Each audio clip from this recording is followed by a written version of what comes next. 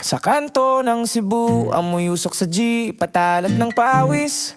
Sa gilid ng kanal, kumakapit ang putik sa tsinelas, may langaw sa hangin. Sa binaliw, binubungkalang alaala sa mesa ng usapan. Mga inhinyero, tagapagdaguyod, kapitbahay, sabay higop ng mainit na kape. Hinihimay ang lagapak, dulas na lupa, ang tambak na di nilulutas. Hindi lang isang araw, hindi lang isang ulan, lumang bara sa daluyan, lumang takas ng truck, lumang pangakong naputpud sa lungsod. Sako-sako ang buntong hininga sa likod ng bawat kalsada. Tambak pa rin, tambak pa rin, tambak pa rin.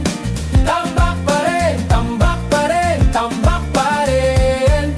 Sa pila ng sakayan, dikit balikat, kumakabog ang makina. May nanay na kuyom ang barya, kahit sabay libreng sakay. May driver na nakakunot, may konduktor na binabato ng tingin. Paulit-ulit na reklamo, paakyat sa taas ng tanggapan. Kagawaran, kikilos daw, sisilipin daw ang daing. Pero sa hintayan, umiinit ang batok bago umandar ang gulong.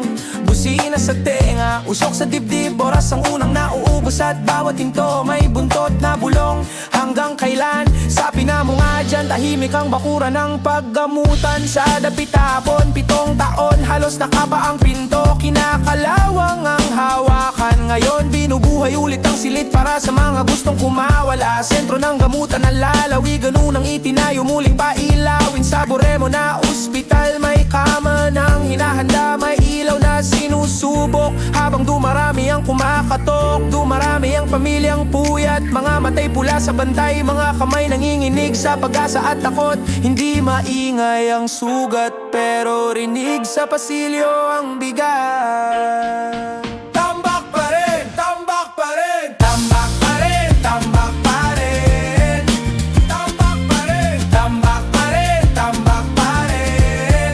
Gabi na sa Cebu, basa ang kalsada, kumikislap ang ilaw sa lubak. May umaandar, may naghihintay, may pinto na unti-unting binubuksan.